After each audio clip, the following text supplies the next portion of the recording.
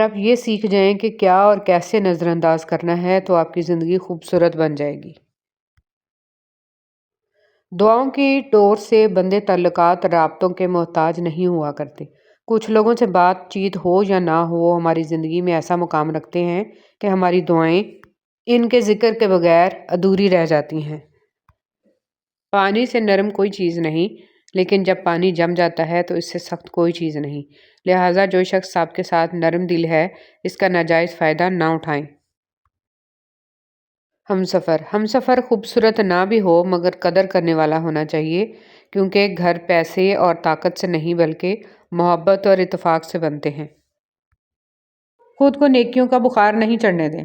جب بھی اپنا آپ دوسروں کی نسبت اچھا لگنے لگے، جب بھی نیکیوں پر دل مطمئن ہونے لگے کہ میں نے تو بہت کچھ کر لیا، تو فوراً استغفار کیا کریں، ورنہ یہیں سے شیطان آپ کو ٹریپ کر لے گا اور یہ بہت کچھ کر چکنے کا احساس آپ کو مزید کچھ بھی کرنے سے روک دے گا۔ استغفر اللہ۔ اے اللہ، آنکھ دیکھتی ہے تو تیرے حکم سے، نگاہ ہوتی ہے تو تیرے کرم سے، تخیل کو پاکیزگی ملتی ہے تو تیرے حکم سے، سانس چلتی ہے تو تیرے حکم سے، قلم چلتا ہے تو تیرے حکم سے، تیری راہ ملتی ہے تو تیری رضا سے۔ میرے پاس کچھ بھی اپنا نہیں، سب تیرا ہی تو ہے۔ تو آج تک مہربان رہا تو نے مہربانیاں ہی کی، نہ میرے اعمال کسی قابل ہیں اور نہ میرا وجود، بس تو اپنی رحمت سے ہمیں سنبھال لے اور ہمارے دن اور رات اور دنیا اور آخرت کے تمام معاملات سدھار دے۔ آمین یا رب العالمین۔ یہ جو زندگی ہے ہماری، یہ ہماری نہیں ہے، رب نے امانت دی ہے، اور یہ امانت وہ جب چاہے ہم سے واپس لے لے گا۔ اپنی یہ زندگی اس دنیا کے لیے ضائع نہ کر دینا۔ یہ زندگی جس رب کی ہے اسی کے لیے لگا دیں، اپنا آپ اسی کو سونپ دیں۔ جب مہلت ختم ہوگی پھر کچھ نہیں کر پائیں گے۔ ایسے زندگی جی کر جائیں بعد میں پچھتانا نہ پڑے۔ تہجد کی توفیق۔ حضرت حسن بصری رحمۃ اللہ علیہ کے پاس ایک نوجوان آیا، کہنے لگا کہ حضرت دعا کریں کہ تہجد کی توفیق مل جائے۔ فرمانے لگے، اے دوست، تم دن کے اعمال ٹھیک کر لو، رات کے اعمال کی توفیق اللہ تمہیں خود ہی دے دے گا۔ ہمارا جسم دنیا کے کاموں کے لیے راتوں کو کتنی دفعہ جگا ہوگا، ہم ان راتوں کی تعداد بھی نہیں گن سکتے۔ اللہ تعالیٰ ہمیں اپنے لیے راتوں کو جاگنے کی توفیق عطا فرمائے، آمین۔ زندگی کی ساری کمائیاں جب موت سے ضرب کھاتی ہیں تو صفر رہ جاتی ہیں، اسی لیے جتنی زندگی ہے وہ مسکرا کے گزاریے۔ یقین مانیے آپ مسکراتے ہوئے بہت اچھے لگتے ہیں۔ یاد رکھیے کہ پیار بھری مسکراہٹ انمول ہوتی ہے، یہ کشش کا راز ہے، یہ دلوں کو جوڑنے والا مختصر ترین راستہ ہے۔ مسکراہٹ صالح صحت کی علامت ہے، مسکراہٹ سے مسائل حل ہوتے ہیں۔ اگر آپ یہ سوچتے ہیں کہ وہ وقت گزر گیا جب مسکرایا کرتے تھے، اب تو پریشانی ہی پریشانیاں ہیں، پریشانیاں تو ضرور آئیں گی، مسکرا کر ویلکم کریں گے تو خود سکون میں رہیں گے۔ دنیا کی نعمتیں ہمیشہ کے لیے نہیں عطا کی جاتی، نہ جوانی سدا قائم رہتی ہے، نہ شان و شوکت، اور یہاں تک کہ صحت بھی۔ لہٰذا کبھی بھی عجز و انکساری کا دامن مت چھوڑیں۔ رب العالمین کو اپنے بندے کی عاجزی، شکر گزاری اور صبر بہت پسند ہے۔ جڑے رہیں اسی ذات کے ساتھ جس نے ہمیں اشرف المخلوقات کا درجہ عطا فرمایا۔ عاجزی اچھی چیز ہے، مگر کبھی کبھی ہماری عاجزی کا غیر ضروری فائدہ اٹھانے لگتے ہیں۔ ہم درگزر کرتے چلے جاتے ہیں اور ان کو ہماری درگزر کی اس قدر عادت ہو جاتی ہے کہ پھر وہ ہمیں مشین اور روبوٹ سمجھ لیتے ہیں، جن کے جذبات اور احساسات نہیں ہوتے۔ ہماری مروت کو ہماری مجبوری سمجھ لیتے ہیں اور ہماری خاموشی کو ہماری بے زبانی، اور جب رشتہ بھی خون کا ہو تو درد کا احساس 10 گنا زیادہ ہو جاتا ہے۔ ہم جیسے لوگ شکوہ بھی نہیں کر سکتے، لڑ بھی نہیں سکتے، مگر دل کا ملال گہرا ہوتا چلا جاتا ہے۔ زبان تلوار نہیں ہوتی، مگر کاٹنے کا کام تلوار سے زیادہ بہتر انجام دیتی ہے۔ انسان کی فطرت بھی عجیب ہے، وہ تنقید جیسے سچائی پر ناراض ہوتا ہے اور خوشامد جیسے دھوکے پر خوش ہوتا ہے۔ فرمان مصطفیٰ صلی اللہ علیہ وسلم، اگر تم چاہتے ہو کہ تمہارا دل نرم ہو جائے اور تم اپنی مرادوں کو پا لو تو یتیموں پر رحم کیا کرو۔ اچھا ضرور بنے، مگر ثابت کرنے کی کوئی ضرورت نہیں ہے۔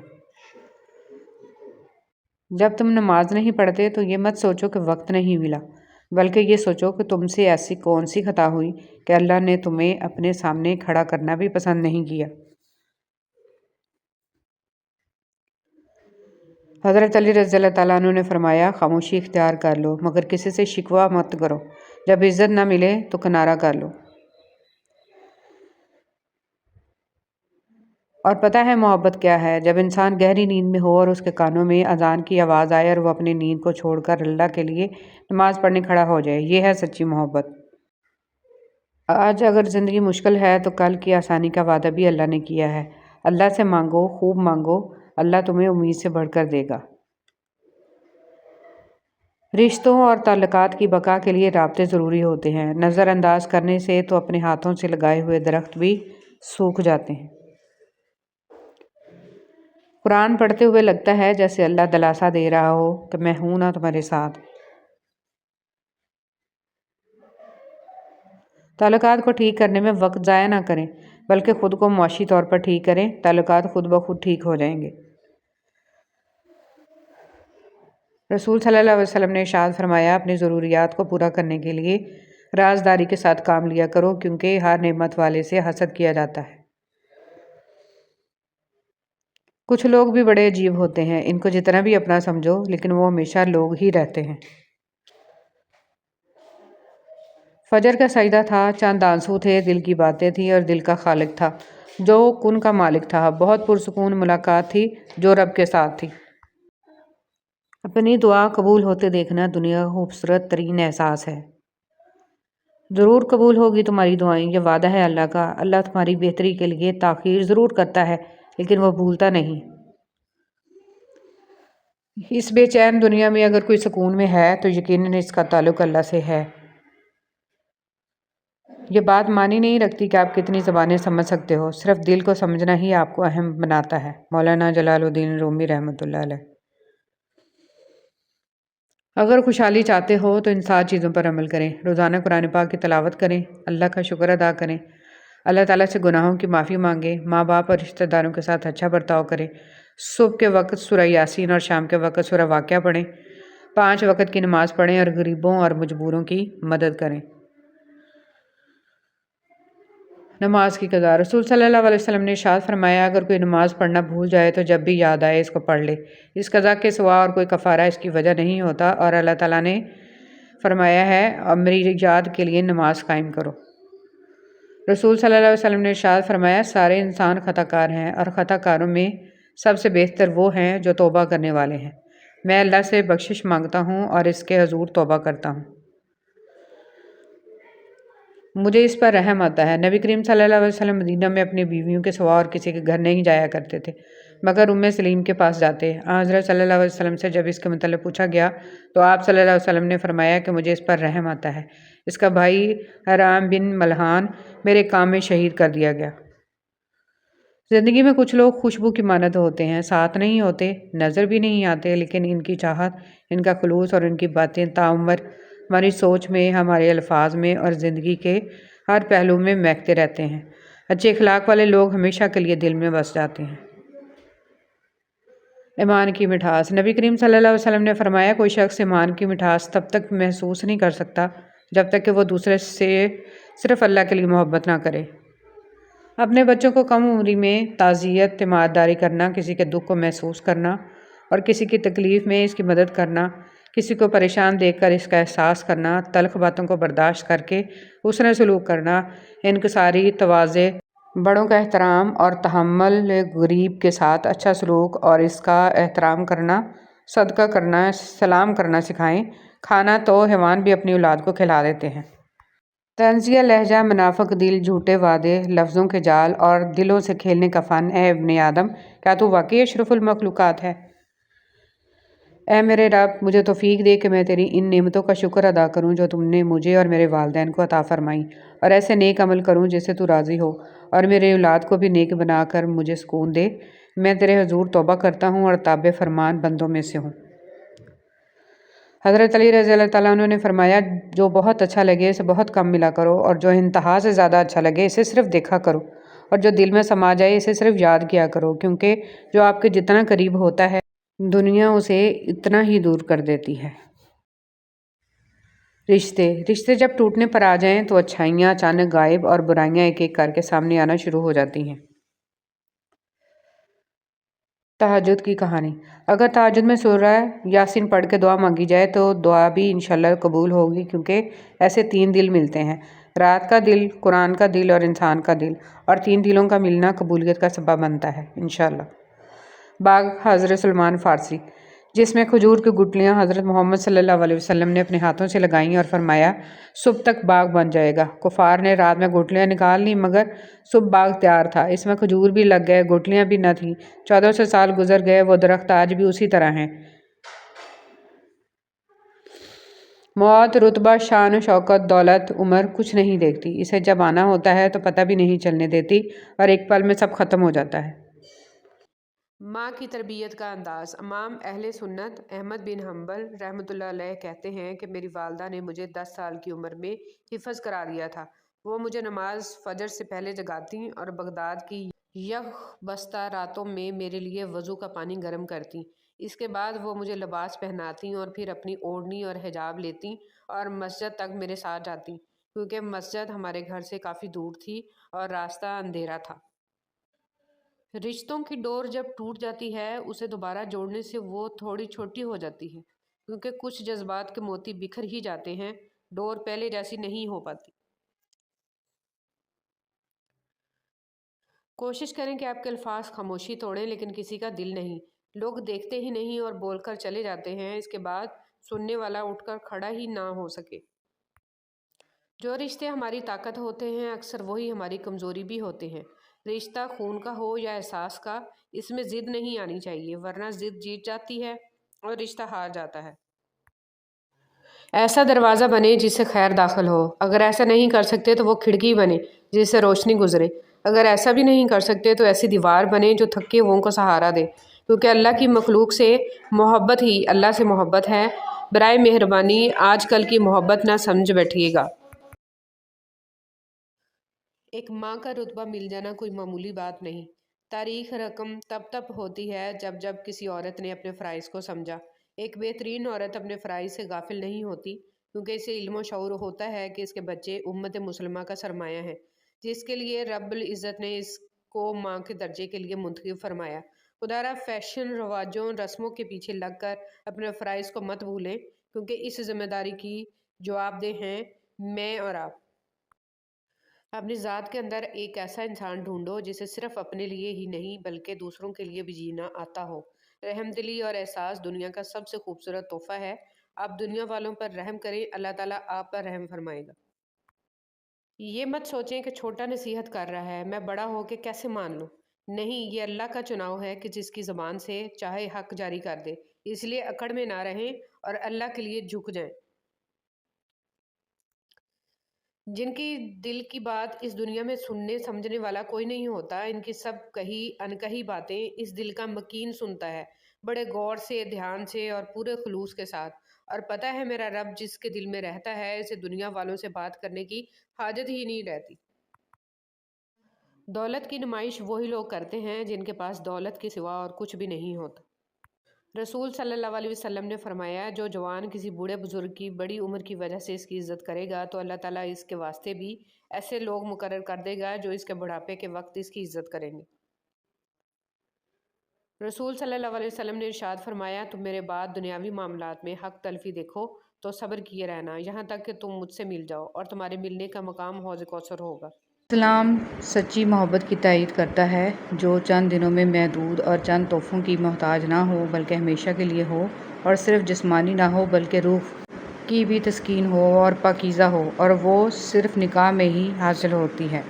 انسان کو کچھ ایسے اعمال کرنے چاہیے جنہیں کوئی نہیں جانتا ہو، جیسے پوشیدہ صدقہ، رات میں عبادت، خوف الہی سے گرنے والے آنسو، استغفار، ذکر و اذکار، تسبیح وغیرہ، اس لیے کہ جس طرح پوشیدہ گناہ انسان کے لیے ہلاکت اور تباہی کا سبب بنتے ہیں، اسی طرح پوشیدہ نیکیاں نجات کا باعث ہوتی ہیں۔ کسی کو کچھ دینا ہی ہدیہ نہیں ہوتا بلکہ کسی پہ غصہ آ جائے تو اس کا اظہار نہ کرنا، اور کسی کے راز معلوم ہو تو اس کو چھپانا، کسی کی عزت کو تار کرنے سے اپنی زبان کو بچانا بھی ہدیہ ہی ہے۔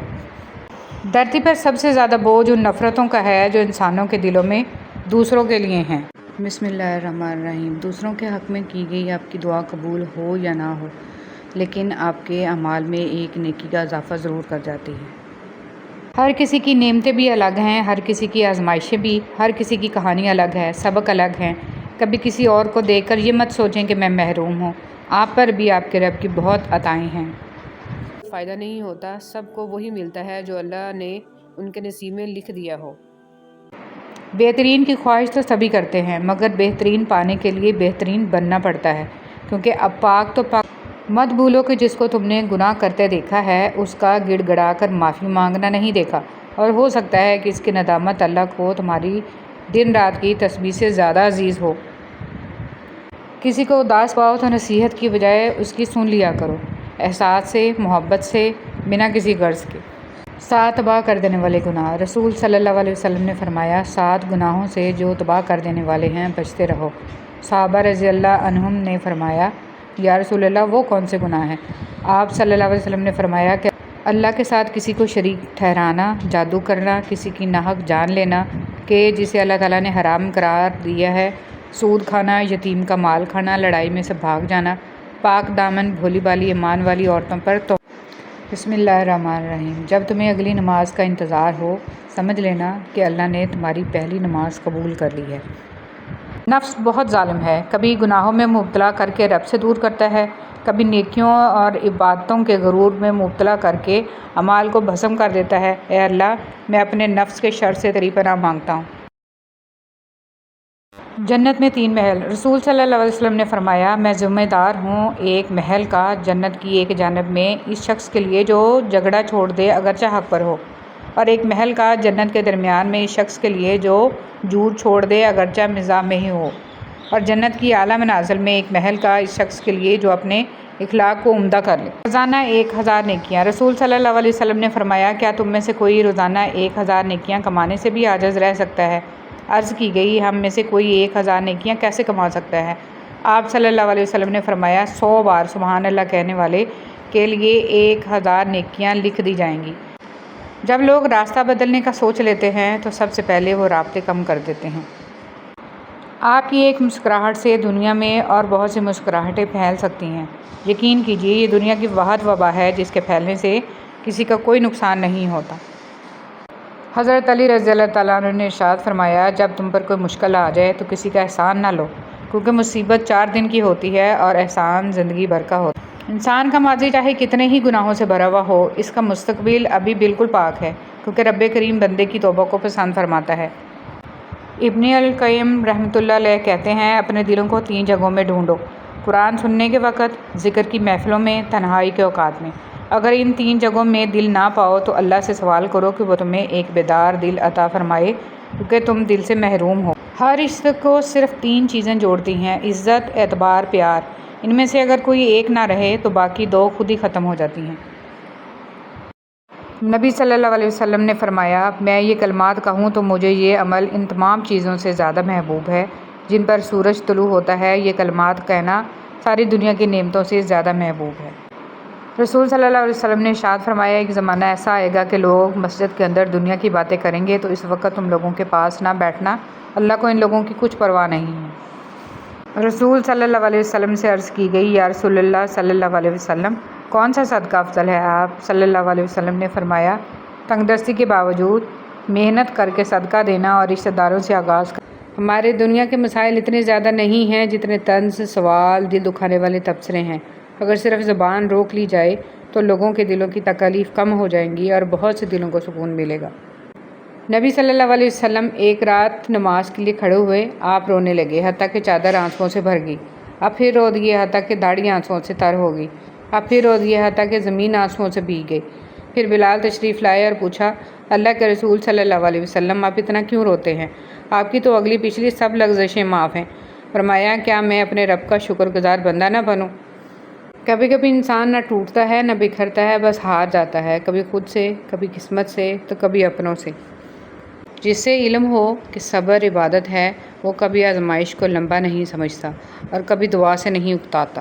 انسان کے پاس اگر 3 چیزیں ہوں، رزق، عزت اور صحت، اور پھر بھی وہ غمزدہ ہو اور ہمدردی طلب کرتا نظر آ رہا ہو تو وہ ناشکرا ہوتا ہے۔ ملتا تو بہت کچھ ہے زندگی میں، مگر ہم گنتی اسی کی کرتے ہیں جو ملا نہیں ہوتا۔ جہاں بھی جاؤ گے آخر میں یہیں آؤ گے۔ ساری زندگی اسی فکر میں گزر جاتی ہے کہ لوگ کیا کہیں گے۔ آخر میں لوگ صرف اتنا ہی کہتے ہیں، انا للہ و انا الیہ راجعون۔ کبھی کبھی ہم اتنا ٹوٹ جاتے ہیں کہ سمجھ نہیں آتا کہ ہم اکیلے رہیں خاموش رہیں، روئیں یا پھر کسی سے اپنا دکھ بانٹیں۔ اللہ کی طرف سے کی گئی دیر میں کتنی خیر ہے، یہ تمہیں تب سمجھ میں آئے گا جب یہ صبر کے اشکبار سجدے شکر کے سجدوں میں بدل جائیں گے، اور اس وقت تم کانپتے لبوں سے اس کے المجیب قبول کرنے والا ہونے کی گواہی دو گے۔ یہ دل اس کی محبت سے پھٹنے لگے گا اور اپنی قسمت پر تمہیں رشک آئے گا۔ ہر چیز ہمیں ملنے کی نہیں ہوتی، کچھ چیزیں خوبصورت دھوکہ اور بدترین شر بھی ہوتی ہیں۔ اللہ کریم سے کسی چیز کے نہ ملنے پر بدگمان نہیں ہونا چاہیے۔ سوچ سمجھ کر بولا کریں۔ رسول صلی اللہ علیہ وسلم نے ارشاد فرمایا، بندہ کوئی ایسا کلمہ کہہ دیتا ہے کہ اس کا نقصان نہیں سمجھتا، جبکہ اس کی وجہ سے وہ دوزخ میں اتنی دور جا گرتا ہے کہ جتنا مشرق اور مغرب کے درمیان فاصلہ ہے۔ جو بارش کے بعد 7 رنگوں کی دھنک بنا سکتا ہے، اس کے لیے دکھ کو سکھ میں بدلنا بھلا کیا مشکل ہے۔ بس اپنے رب سے جڑے رہیں اور پر امید ہو کر مانگتے رہیں، وہ ہر چیز پر قادر ہے، اس کے لیے کچھ بھی مشکل اور ناممکن نہیں۔ بے شک اللہ تعالیٰ